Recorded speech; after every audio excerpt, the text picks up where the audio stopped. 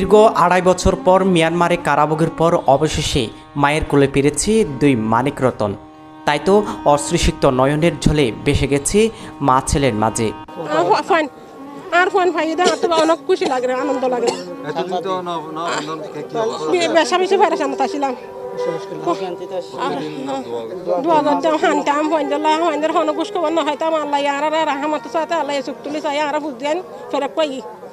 ইনশাল্লাহ। 2022 সালের 23 তারিখে আমরা মাছ মারতে গেছি। মাছ মারতে যাওয়ার পরে আমরা 60টা বোট ছিলাম।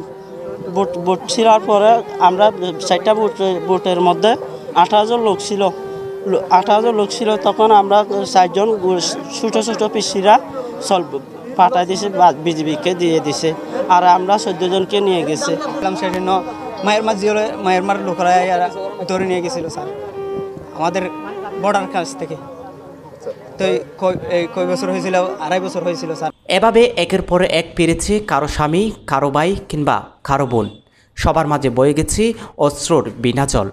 আপন মানুষগুলো ফেরত পেয়ে অনেকে সুর চিৎকারে কেঁদেছে খানিকক্ষণ।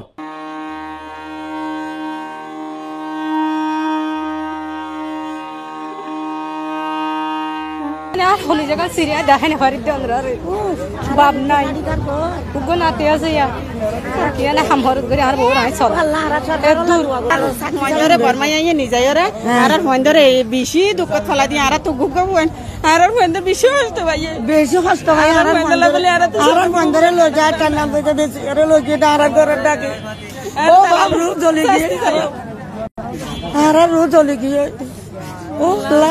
বাংলাদেশ মিয়ানমারের মধ্যস্থতায় বিভিন্ন মেয়াদে কারাভোগের পর বুধবার দেশে ফিরবে 173 জন বাংলাদেশি।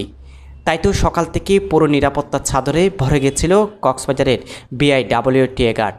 500 গজের ভিতরে পা পড়তে দেয়নি সাধারণ কোনো মানুষের।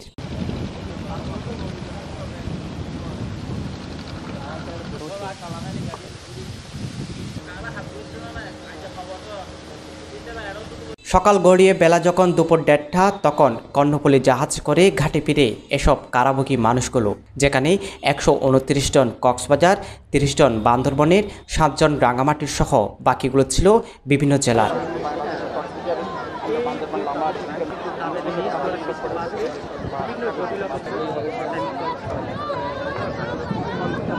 ঘরের মানুষ ঘরে ফিরেছে, তাই তো উচ্ছ্বাস কমতি ছিল না স্বজনদের মাঝে।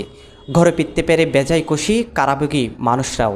ট্রলারে মাছ মারতে গেছিলাম, এখানে ধরে বর্মার মিলিটারি লইয়ে গেছে জেলখানায় লইয়ে গেছে। 5 বছর আমাদের জেল মারছে। এখন সব ভালো লাগতেছে।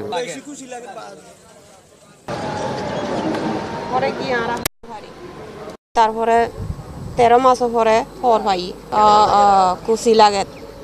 স্বামী মংসাসি কি 12 মাস নাকি 11 মাস হইতে পারি খুশি লাগে। বাংলাদেশে আসতেছে 15 মাস পর। আমার ভালো লাগতেছে, বহুত দিন বারবার 15 মাস পরে আসতেছে আমার জামাই আর আমার একটা শালা। আমার ভালো লাগতেছে না, খুশি লাগতেছে। এসব কারাভোগী মানুষ ও স্বজনদের আত্মচিৎকারে ঘরে বসে থাকতে পারেননি সংসদের হুইপ সাইমন সুরা কমাল। তাই তো ছুটে আসলেন তিনিও। বাংলাদেশ সরকার, বিশেষ করে মাননীয় প্রধানমন্ত্রীকে আমি ধন্যবাদ জানাচ্ছি।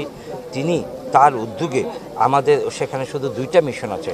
এই 2টা মিশন সেই মিয়ানমারের হাজার হাজার কিলোমিটার দূরে দূরে অবস্থিত জেলখানায় খুঁজে খুঁজে এদেরকে এখানে নিয়ে আসছে।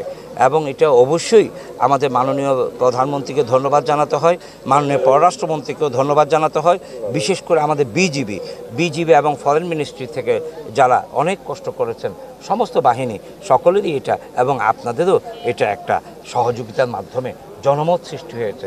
173 জন ব্যতীত মিয়ানমারে নানা কারণে কারাভোগ করছে আরও অনেক বাংলাদেশি। তাই আইনি জটিলতা কাটাতে হুইপের শরণাপন্নের আহ্বান জানান স্বজনদের প্রতি।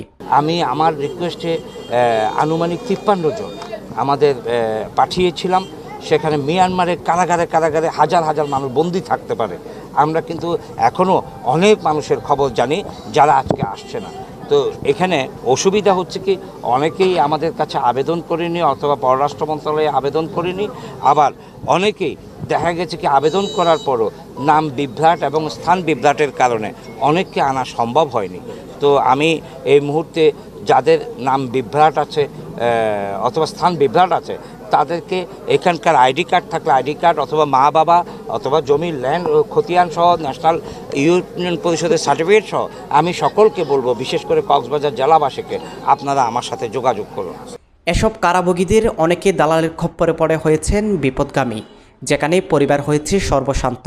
তাই তো অপরাধীদের সর্বোচ্চ শাস্তি চান এসব মানুষরা। শাস্তি চাইও আর ছাগলাই করে দিই আর মন্দরে বর্মাইয়ে নিজেরে আর মন্দরে বেশি দুঃখ ফলা দি আর তো গুগবুন আর মন্দর বেশি কষ্ট পাইয়ে বেশি কষ্ট পাই আর মন্দলে বলে আর মন্দরে লো যায় কান্না বেজে দেছে আর লো কি আর করে ডাকে ও বাবু চলে গিয়ে